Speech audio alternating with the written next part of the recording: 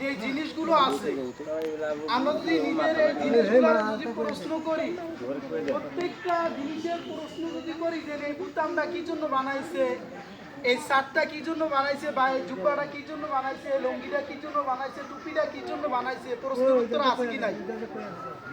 যদি আমি প্রশ্ন করি যে এই জিনিসগুলো যিনি বানাইছে কি জন্য বানাইছে, তাহলে আমরা প্রত্যেকেই প্রশ্নের উত্তর খুঁজে পাই। যে বুতাম বানাইছে এই জায়গায় একটা আমার মাথা ভিতরে ঢুকবে না, ঢুকানোর একটা সিস্টেম, আমার লাগানোর সিস্টেম। আবার এটা গাও দিছি আমি, এটা সুন্নতি পোশাক, এটা যদি আমার হাফাতার হয় তাহলে আমি যদি নামাজ পড়ি তাহলে মাকরু হবে নাকি? হুজুর কথাগুলো খেয়াল করি। তো এই জিনিসগুলো আমি নিজেরা প্রশ্ন করে সব জিনিসের প্রশ্ন খুঁজে পাই। একটা বাতি যিনি বানাইছে কি জন্য বানাইছে, অন্ধকার থাকবে সেই জায়গায় আমি বিদ্যুতের মাধ্যমে সুইচ টিপ দিব, আলোকিত হবে, এটার মাধ্যমে আমি উপকৃত হবো। প্রত্যেকটা জিনিসের প্রশ্ন আছে, কিন্তু আমি নিজেকে কোনোদিন ভেবেছি আল্লাহ আমাকে কি জন্য বানাইছে? হ্যাঁ, আমি নিজেকে যদি প্রশ্ন করি আল্লাহ পাক রব্বুল আলামিন আমাকে কি জন্য বানাইছে, নিশ্চয় কোরআনের আয়াত খুঁজে পাবো। মা খালাকতুল, এই আয়াতের ভিতরে খুঁজে পাবো যে আল্লাহ তার ইবাদত করার জন্য, তার গোলামি করার জন্য আমাদেরকে মুহতারাম হাজির। জানাজার নামাজ তো ফরজ কে পায়, তিনজনে পড়লে আদায় হয়ে যাবে, কিন্তু আমরা তো মানুষ অনেক নাকি? কিন্তু আজকে সকালে ফরজে আইন যেটা আপনার আমার উপর আল্লাহ পাক রব্বুল আলামিন বাধ্যতামূলক করেছে যে নামাজ সেটা আদায় করতে হবে, এটা ফরজে আইন। কমপক্ষে 1 রাকাত নামাজ যদি আপনি আর আমি কাজা করি, কত বছর? 2,88,00,000 লক্ষ বছর জাহান্নামে জ্বলতে হবে।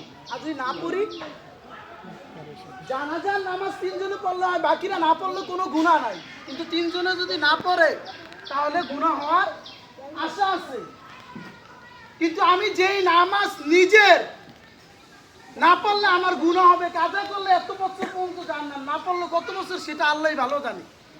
তো মুহতারাম হাজিরিন, আমরা রব্বে কারীম আমাদেরকে পৃথিবীতে যেই জন্য বানাইছে তার গোলামি করার জন্য, আমরা সকলে সেই রব্বে কারীমের গোলামি করব ইনশাআল্লাহ।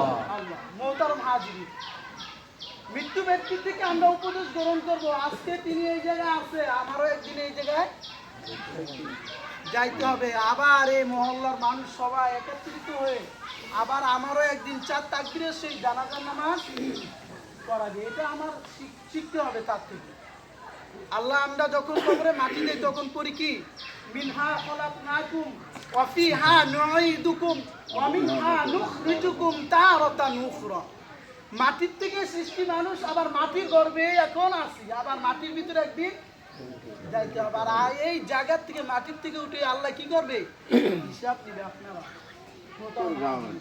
পৃথিবীর 18,000 মাখলুকাতের ভিতরে আল্লাহ পাক রব্বুল আলামিন মানুষ জাতির হিসাব নিবে। আর যত মাখলুক আছে, জিন আর মানুষের হিসাব নিবে। আর যত মাখলুক আছে সব মাখলুকের হিসাব নাই, মৃত্যুবরণ করবে, মাটির সাথে মিশে যাবে। কিন্তু আমাদের হিসাব আছে, আমাদেরকে আল্লাহ পাক রব্বুল আলামিন উঠে হিসাব নিয়ে, ঠিক কিনা?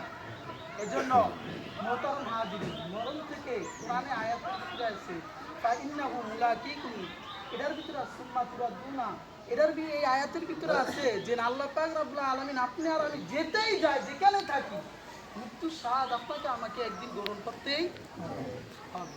মুহতারাম হাজিরিন, এজন্য আমরা সকলে এই মৃত্যু ব্যক্তির থেকে শিক্ষা গ্রহণ করব যে একদিন আমাকে এরকম পৃথিবীর থেকে চলে যেতে হবে।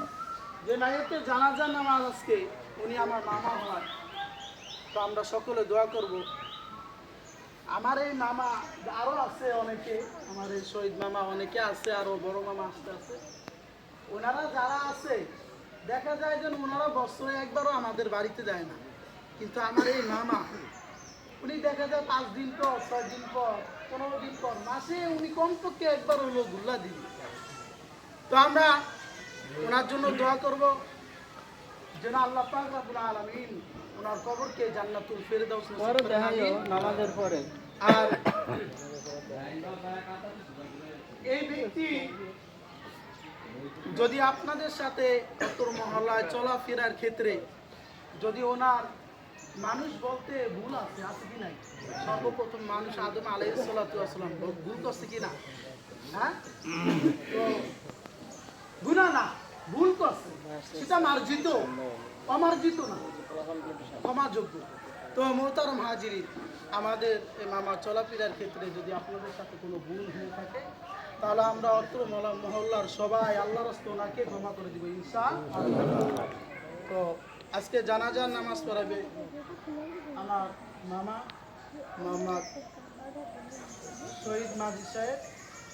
আমরা ওনার পিছনে ইনশাআল্লাহ জানাজার নামাজ আদায় করব।